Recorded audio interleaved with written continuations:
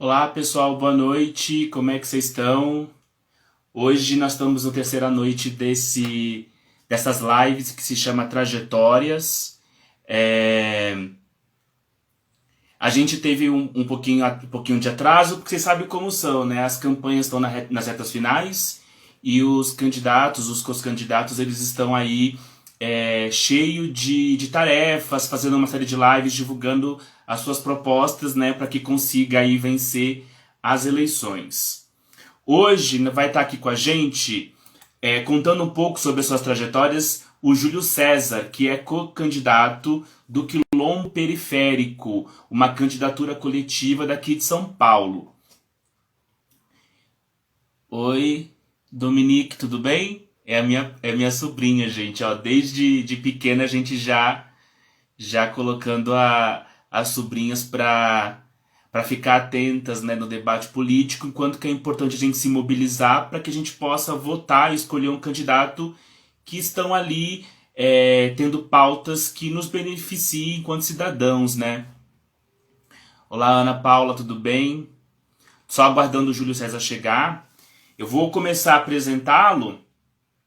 O Júlio César de Andrade, ele tem 34 anos, é morador de Guaianazes, Zona Leste de São Paulo, é assistente social, pós-graduado em Direito da Criança e da Adolescência e mestre em Serviço Social. Colaborou com a fundação e articulação do núcleo de base da UNEAFO Brasil entre 2009 e 2012. Foi conselheiro tutelar na região do Lajeado de 2011 a 2016. Atuou como educador social em serviços de acolhimento e abordagem de rua e atualmente coordena um serviço de convivência e fortalecimento da criança e do adolescente. Foi professor e é profissional e reconhecido ativista do serviço social e babalorixá da Casa de Ilê Ayedum. Esse é um breve currículo, uma breve apresentação do Júlio César, do Quilombo Periférico. Ele já está chegando, deixa eu ver se ele já está por aqui, para eu chamá-lo. Ainda não está. Para vocês terem noção, o Quilombo Periférico estava em live agorinha com a Samara Filippo, a Elaine estava lá. E daqui a pouco o Júlio César vai entrar aqui com a gente. Vocês podem fazer perguntas, deixar aí nos comentários algum tipo de consideração que a gente faz para ele. Eu estou aqui seguindo aqui pelo meu celular, porque eu tenho um pouco de baixa visão, então eu fico lendo por aqui que é melhor.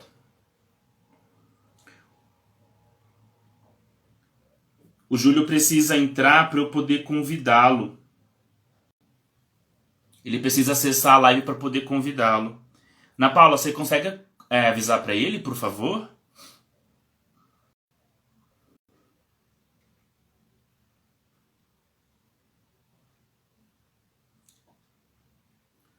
Deixa eu ver se eu consigo mandar mensagem para ele.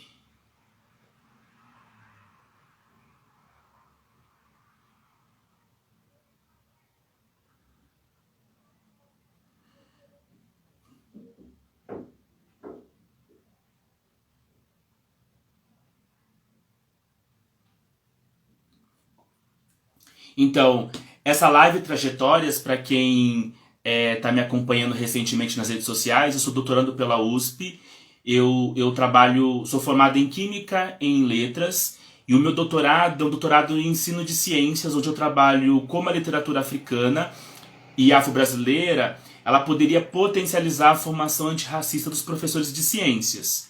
Então, por conta do Novembro Negro, eu chamei uma série de convidados para fazer parte dessas lives, né, que se chama Trajetórias, e como nós estamos num momento muito importante, que é a reta final das eleições municipais, eu decidi convidar algumas chapas para poder falar um pouco sobre as suas propostas e da importância da gente pensar em candidaturas negras durante as eleições. Então ontem esteve aqui a Luana Alves, também do PSOL, e a gente discutiu um pouco sobre a participação dela a candidatura dela. E hoje nós temos o Júlio, que acabou de entrar, e eu vou chamá-lo aqui.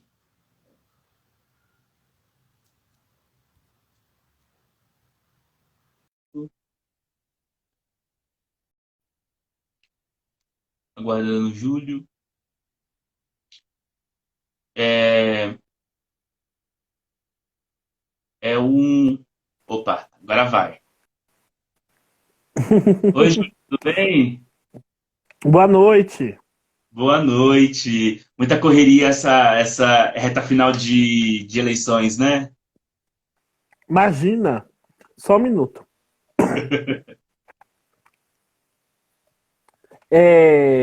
Imagina, tá corrido, mas tá prazeroso. Cada visita, cada pessoa. E aí, antes de mais nada, Caio, eu quero te agradecer, né, pelo convite, por nos receber. Meu nome é Júlio César de Andrade. Eu sou assistente social de formação. Sou mestre em serviço social pela Unifesp. Sou morador aqui do território do Lajeado e componho a candidatura coletiva Quilombo Periférico. Exatamente. Júlio, eu já te apresentei, eu li o seu texto aqui da sua apresentação no site. Pessoal, o site é quilomboperiférico.com.br. Lá vocês conseguem acessar o perfil de cada uma das candidaturas. Desculpa, o perfil de cada um dos candidatos, né? Porque a candidatura é uma só, 50020. E também as propostas do coletivo. Júlio, aqui no meu perfil, eu tenho muitos professores, são pessoas que me acompanham por conta da minha profissão de professor e pesquisador. Então, sempre nas lives eu começo indicando um livro, ou então falando de um poema, alguma coisa. E eu vou indicar um hoje, que eu acho que vai fazer super sentido com a nossa conversa. O livro que eu vou indicar, pessoal, se chama O Movimento Negro Educador, da Nilma Lino Gomes.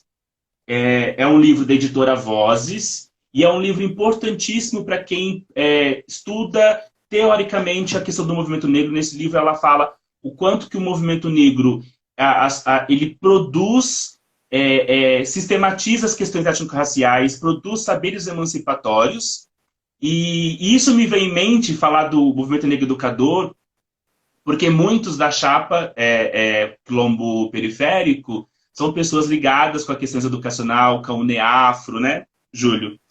E aí eu começaria pela primeira pergunta, que é, explica um pouco para a gente o que é uma candidatura coletiva e por que uma candidatura coletiva.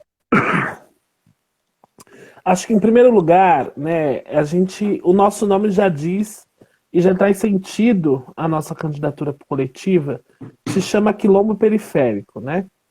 E aí, se a gente for pensar os que foram os quilombos no passado e no presente, espaços de construção, de resistência, de formação de identidade, de agrupamentos étnico-raciais e de consolidação de debate e de cidadania.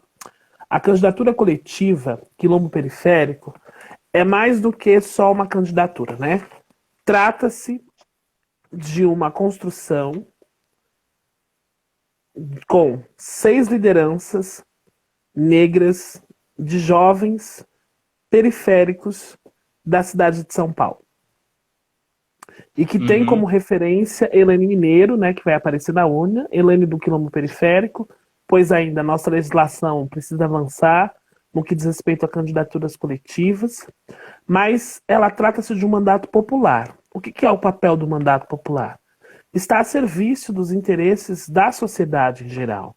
Está a serviço dos interesses da classe trabalhadora. E é óbvio, entendendo que essa classe trabalhadora possui uma população majoritariamente de corpos e de pessoas pretas que mais sofre os impactos do racismo estrutural e institucional posto pela desigualdade social e econômica, posto pelo alto índice de violência, posto pelo feminicídio, posto pelo genocídio, posto pela institucionalização de crianças e adolescentes. Para você ter uma ideia, e como você é educador, assim como eu me vejo na condição de educador, mesmo sendo assistente social, trabalho com crianças e adolescentes há um bom tempo, fui conselheiro tutelar, enfim. As crianças negras sofrem um racismo estrutural desde o ventre, desde a ausência de cuidado de uma política pública efetiva do Estado como a política básica de saúde, né?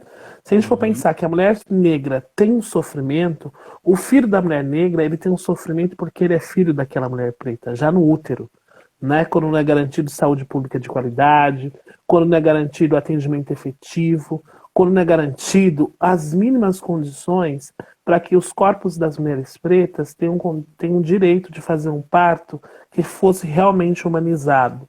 E não o discurso de um parto humanizado expresso em violência obstétrica nas periferias por meio dos hospitais terceirizados. Então existe para a gente um compromisso político com a educação, porque falar de educação é também falar de corpo, né? Como que a criança negra é tratada no seio educacional, entendendo a educação como um universo amplo, né? A partir da discussão da própria Nilma, né? Que vai falar de movimentos sociais. E eu também tenho um livro que eu gosto muito de ler. Eu sou um pesquisador, né, da questão Dica pra racial, nós, Júlio. da Janaína de Azevedo Corenza, que eu separei só para a live de hoje. Ele se chama Formação Inicial de Professores, conversa sobre relações étnico-raciais, que é um trabalho super interessante.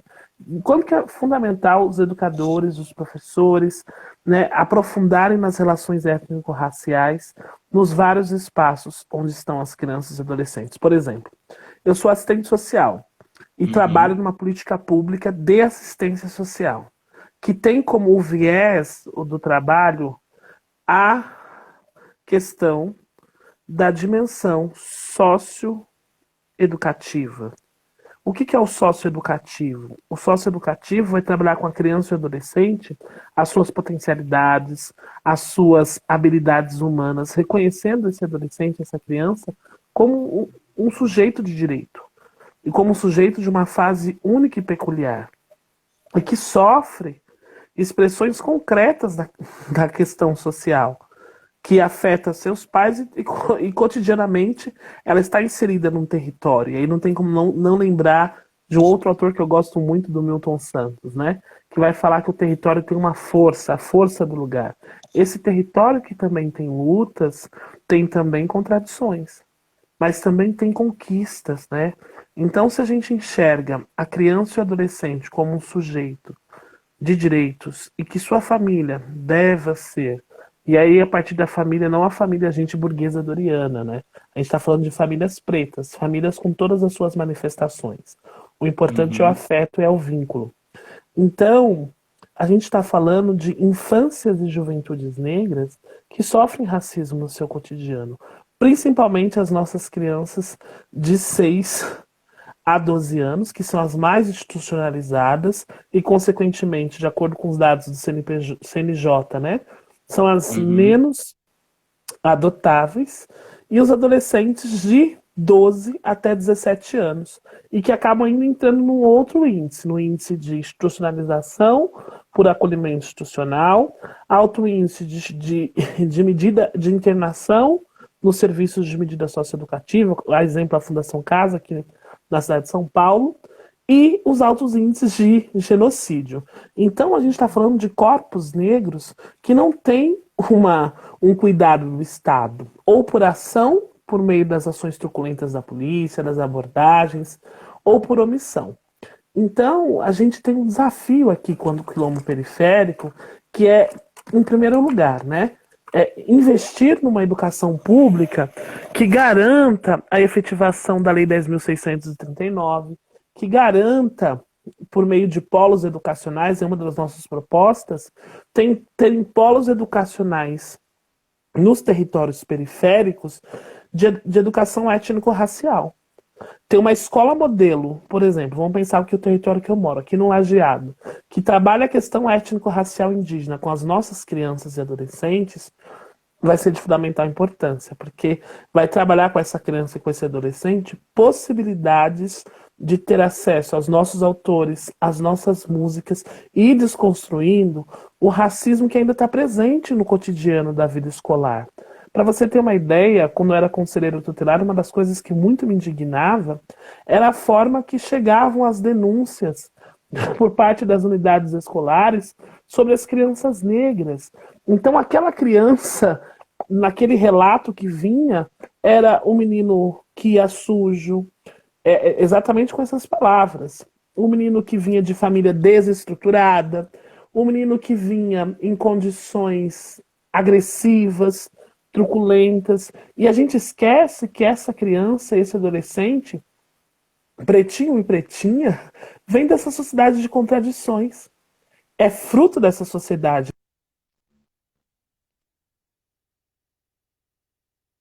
Exatamente. Caiu um pouquinho. Acho que deu uma caída, daqui a pouco o Júlio volta. A sua construção.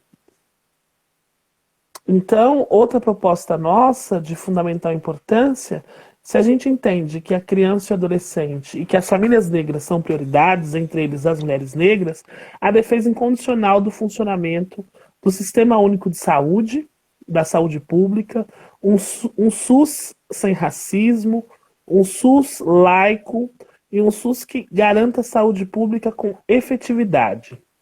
E outra questão que a gente não abre mão é da política de assistência social. Uma das manifestações concretas da pandemia nesse momento histórico é a insegurança alimentar, que afeta majoritariamente as famílias negras, pretas, pobres, nas periferias da cidade de São Paulo. E eu falo aqui, eu vou falar a partir do meu lugar, né?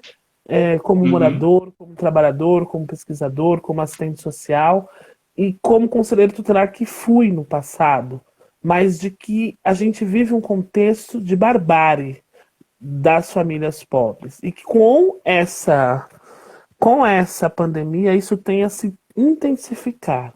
E quando tem-se a intensificar, nós estamos falando que majoritariamente são as famílias que mais sofrem e que são os usuários, né? 80% das famílias do Bolsa Família são famílias negras. Então a gente precisa pensar, né? Quem é esse corpo preto e pardo? É os 54% da classe trabalhadora que mantém esse país enriquecido. E que mesmo sendo 54% da classe trabalhadora, não está majoritariamente no trabalho formal. Então é a classe que vai vender o geladinho, é a mulher preta que cuida dos filhos de todas as mulheres pretas da comunidade e que por conta da pandemia ela ficou sem emprego, por exemplo. É a cuidadora de idoso, né, que por questão objetiva da pandemia de saúde pública não pôde trabalhar, então ficou na sua casa sem seu salário, sem seu pagamento. É a auxiliar técnica de enfermagem, que trabalham como home care em empresas cooperativas, sem registro, em condições precárias. É o seuzinho que vende o geladinho, é a dona Maria que faz o cachorro-quente, a A dona não sei o que faz trançadeira. a trança que faz o bolo, ou seja, tem toda uma economia de quebrada que está ligada à Aham. questão do trabalho e renda dessa população. E que Sim. não é um trabalho e renda, mas é um trabalho e renda que necessita, inclusive, de investimento do Estado. Né? Uma das provisões da política de assistência são os benefícios eventuais. E para você ter uma ideia, o governo atual do município de São Paulo cortou os benefícios eventuais do CRAS, que era, por exemplo, pagar as contas atrasadas dessas famílias, pagar, dar subsídios para que essas famílias acessassem, né, espaços de economia de renda, economia doméstica para o seu autossustento. Isso foi recortado, acabou a partir daquela emenda constitucional que congelou por 20 anos o teto do investimento nas políticas sociais. Porque eu não entendo que investir em política social, que é capital humano, seja um gasto. Para mim é investimento. Quando você investe Uhum. no adolescente por meio de políticas públicas efetivas que garantam a sua plena condição de desenvolvimento da sua potencialidade, que é o papel do serviço e o trabalho, que nesse momento estou afastado por conta da campanha, a gente está dizendo que essa criança e esse adolescente tem que ser visto como que ele é. O que ele tem de melhor? Ele dança bem, ele canta bem, ele escreve bem, E se ele escreve mal, a gente precisa entender por que que ele escreve mal. É resultado dessa sociabilidade.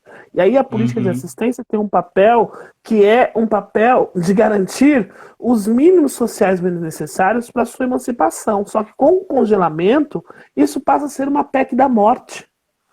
Exatamente. Porque não é assistência no tripé, assistência, previdência e saúde. É um contexto de todas as políticas sociais, que eu vou chamar de seguridade social ampliada. Então, é nossa tarefa como militantes, como pesquisadores, como profissionais, entender que crianças, adolescentes e famílias negras sofrem impactos nessa pandemia. Há um exemplo, na Zona Leste não tem hospital de referência do Covid, né? Foi criada uma ala provisoriamente que já fechou no início da pandemia. E aí, onde está o hospital de referência do Covid? Nós não temos. E o Então, atual aqui no prefeito. território, né, e aqui Aham. no território, a gente sente cotidianamente a ausência das políticas sociais. Quando o Estado não mata na bala, ele mata na ausência de políticas públicas. E a gente precisa entender isso. E outra dimensão importante, é até para você falar, né? Que senão eu vou falando aqui caindo. Não, E aí, não. Na verdade, Júlio, todo mundo quer te ouvir, na verdade. Então fica à vontade. e aí a gente fica nesse imbróglio de um Estado que é omisso, né? E aí, ao mesmo tempo, se a gente for entender o que é o racismo estrutural e institucional, ele tem a dimensão político-programática.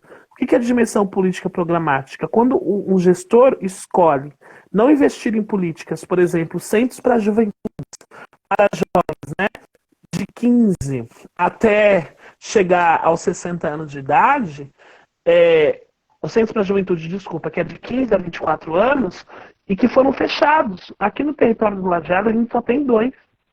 Daí os adolescentes que são atendidos, usuários dos serviços de convivência, e vai dos 6 a 14, quando chega com 15 anos, ele não tem o serviço para ser encaminhado, porque o que tem não é próximo da sua residência. A gente não tem aqui no Uhum. território um centro profissionalizante. E aí você está fazendo uma análise bairrista, não. Estou trazendo que o território é a expressão das contradições da ausência do Estado no investimento das políticas sociais. E o Sim, sim. Lajeado não está diferente de outros espaços periféricos da cidade. Vamos pensar Perus, vamos pensar São Mateus, vamos pensar Juta, vamos pensar Uhum. outros espaços que nós temos aqui periféricos da Zona Leste de São Paulo que não tem um centro de desenvolvimento produtivo. E aí, o que acontece, né? Quando o Estado não oferece política pública, existem outras forças alheias às nossas vontades nos territórios, que fazem a cooptação dos nossos jovens pretos, pobres e periféricos e da juventude no geral por uma questão concreta e material. A questão que esse jovem com 15 anos, quando entra no tráfico de drogas, vende sua força de trabalho, porque eles são trabalhadores, ok? E eles estão Sim. no mundo eles estão no mundo contraditório do trabalho e que vão vender sua força e vão pagar com a vida.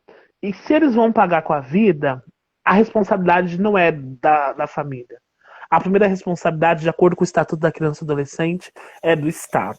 Então, se o Estado não provém os mínimos necessários para a sobrevivência das famílias, para a sobrevivência de nossas crianças e adolescentes, esse Estado é o maior responsável pelo genocídio da população e da juventude negra e do juvenicídio na cidade de São Paulo, no Brasil como um todo. Porque fez uma escolha política de não investimento. Sim. Júlio, aqui no site, né, pessoal, que tem lá quilomboperiférico.com.br, você tem várias propostas. E uma coisa que eu achei bem interessante e que eu vou falar uma afirmação e você vai me dizer se é verdade, que vocês têm propostas de educação popular, de cultura, de saúde, e que isso me parece que é um fruto de uma cultura coletiva, que são pessoas que vêm de movimentos, então são 6 pessoas, né, na candidatura, e pessoas que vêm das suas histórias, dos seus movimentos e compõem essa chapa.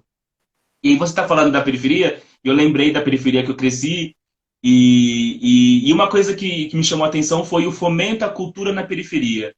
E eu queria que você contasse um pouco sobre isso, né? Porque a gente fala da educação, mas a educação ela não está descolada de também instrumentos culturais para que a gente consiga ter esse intercâmbio de você aprender para poder produzir cultura, lazer e etc. Muito bem, querido. Acho que tem uma questão fundamental e importante, né? Quando a gente fala de fomento da periferia, tem uma lei municipal chamada Fomento de Cultura das Periferias, que foi Uhum, construída pelos movimentos sociais de cultura, justamente para resgatar e valorizar as artistas, os artistas culturais dos territórios periféricos. Porque o que acontecia, né? Vai ter edital do cinema, né? Estou trazendo aqui o processo histórico só para você compreender. Vai ter o edital do cinema, né? Só que o edital do uhum. cinema só dava fundo para os filmes, né? Dos grandes artistas, dos grandes produtores. E o jovem lá, que acabou de se formar em cinema e que mora, por exemplo, aqui na Quebrada de Guaianazes, de Tiradentes, que mora lá na Zona Sul, por exemplo, no Jardim Ângela, na favela da Erundina. Ele vai começar a produzir sua arte como? Então, o fomento de cultura de periferia, em primeiro lugar, ele é resultado das lutas e do enfrentamento da desigualdade, posto porque a cultura, assim como outros acessos de nível de conhecimento presentes na sociedade capitalista, elas são tratadas de forma desigual. Assim como o acesso à cidade. Se a gente for parar para pensar aqui, Uhum. são todas as jovens periféricos que têm acesso ao teatro municipal?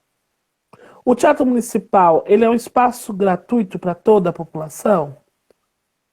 São todas as peças do teatro municipal que são acessadas para a classe trabalhadora? Então, o fomento de cultura da periferia significa que a gente está defendendo que do recurso público do município seja destinado 3% dos recursos para potencializar o desenvolvimento e a produção de cultura que sempre existiram na quebrada, só que não tinha um financiamento. Você veio de que quebrada, meu querido? Fala para mim. Eu vim da Baixada Santista, do México 70 lá em São Vicente, mas eu moro em São Paulo já faz um tempo, desde Eu 2012. estudei lá em Santos, né?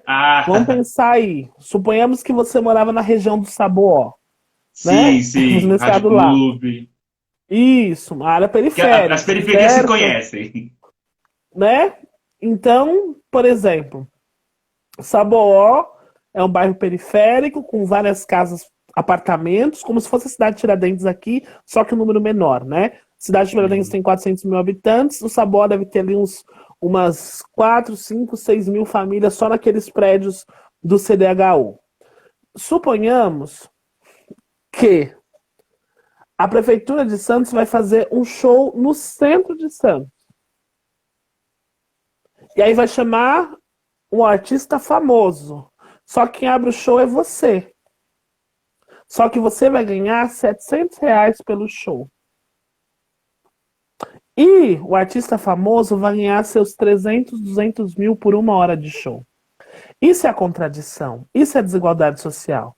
Expressa, inclusive, na posição de conhecimento. Para você ter uma ideia, existem teóricos acadêmicos da esquerda brasileira que acham que a cultura de periferia não existe, Um que a absurdo, né? invenção, né, é tratada como cultura folclórica, como qualquer outra expressão. Então, os movimentos de cultura estão resistindo. Nós temos peças de teatros e produções teatrais na periferia que são fantásticas. A exemplo, Yoconé Soul, a exemplo, Dolores Boca Aberta, a exemplo, as Filhas da Dita, da cidade de Tiradentes, que fazem uma ótima peça teatral com mulheres de luta. A exemplo, os blocos de carnavais. Então, o fomento é justamente para garantir a equidade no edital, para garantir a distribuição, né, equitativa do de forma equitativa do recurso e garantindo acesso para todos e todas. Então vai concorrer edital os grupos periféricos e também os grupos da burguesia. Assim, o fundo da cultura ele passa a sofrer um processo de disputa democrático. Então, quando a gente fortalece os fundos municipais, a gente está falando de disputa democrática de acesso à cultura e de acesso à política pública.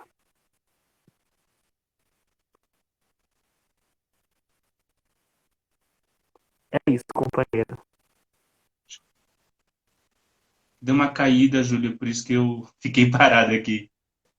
Mas deu para compreender bem a sua fala, assim, a proposta. Achei muito interessante. Júlio, nós estamos nos aproximando das 8 horas. Você me disse que teria uma próxima live. Então, assim, como eu não quero que você atrase no seu próximo compromisso, você gostaria de se despedir, de deixar um recado para as pessoas pensarem nas candidaturas, falar o seu número, reforçar quem é a pessoa que vai estar na urna para ninguém ficar assustado, né? Porque pensa em coletiva, mas é só uma foto que vai estar lá presente, né? Você gostaria de reforçar esse para a gente poder terminar? Eu vou mostrar, então. Nós somos uma Tudo candidatura bem. coletiva composta por 6 pessoas. A Irene Mineiro, essa moça preta que linda, maravilhosa, é que vai estar nos representando na urna. Porém, ao votar na Elaine, você elege 6 pessoas. Alex Barcelos, do Percurso, da Zona Sul de São Paulo. A Débora Dias, uma grande militante da Uniafro Brasil e de Sapopemba. A Samara Sóstenes, que é da região central do movimento de moradia, educadora ambiental, uma grande mulher preta, uma grande pesquisadora de referência. E é uma mulher preta trans. A gente está fazendo um debate, inclusive envolvendo o movimento LGBTQI+. O Eric Ovelha, que é o menino do Festival do Percurso, do samba, do Do Bloco do samba. Beco, das lutas sociais. E eu, que sou assistente social, como me apresentei. Nós precisamos que todos os companheiros e companheiras de luta que apostam numa possibilidade da periferia ser o centro, que depositem seu voto no quilombo periférico para uma São Paulo sem racismo. Nós não estamos entrando na Câmara para fazer a reprodução da opressão dos nossos. Nós estamos entrando na Câmara para denunciar o racismo estrutural, para denunciar a desigualdade social e econômica, para legislar a serviço da classe trabalhadora, entendendo que essa classe trabalhadora é diversa, essa classe trabalhadora é difusa, mas essa classe trabalhadora tem segmentos sociais que são majoritários e são tratados como minorias. Entre eles a população com deficiência, entre eles a população LGBTQIA+, entre eles as mulheres e a população preta, pobre e periférica. Então, o nosso compromisso é com as minorias, o nosso compromisso é com a resistência e o nosso compromisso é com a luta. Se os quilombos no passado foram espaços de opressão e denúncia ao colonialismo, nós precisamos fazer palmares de novo com o quilombo periférico 50020 nas urnas na cidade de São Paulo. Um beijo para todas e todos. Muito obrigado. Acho que a gente tem que ter um outro momento pós-eleição, viu? Indiferente do resultado, para constar luta, para fortalecer debate e Com para certeza. se afirmar como movimento. E para discutir de forma mais tranquila e aprofundada as relações étnico-raciais na educação. Tem um monte de material aqui e a nossa tarefa é contribuir com subsídios, com leitura, inclusive fazer um debate de quanto que é fundamental a educação se aproximar da assistência social. Por exemplo, os professores de educação nunca participam das audiências concentradas, e que é um retrocesso. A criança passa mais tempo na educação do que com a convivência familiar e comunitária, até por conta da dinâmica da vida das famílias Uhum. empobrecidas. Então, quando uma criança é destituída ou afastada da convivência, as audiências concentradas são espaços de luta. O quanto que a gente precisa pensar, eu sou assistente social, como a gente precisa pensar o serviço social e a psicologia dentro da educação. Não para tornar a escola um mini-classe, mas para construir mediações que não é mediação de conflito e que não é criminalização da pobreza, mas a mediação como uma categoria ontológica que cria estratégias que ultrapassam as condições da realidade, que é tão oprimida do nosso povo. Então, o nosso compromisso é com as lutas, o nosso compromisso como quilombo periférico é com as resistências, Defendemos concurso público em todos os níveis, em todas as secretarias. Somos contra a terceirização, somos contra a precarização, e a gente não está aqui fazendo discurso de ódio às organizações sociais. A gente respeita e sabe que tem organizações muito sérias nas quebradas. Mas a gente está dizendo que a gente é contra o desmonte do Estado posto pelo projeto neoliberal. É disso que nós estamos falando.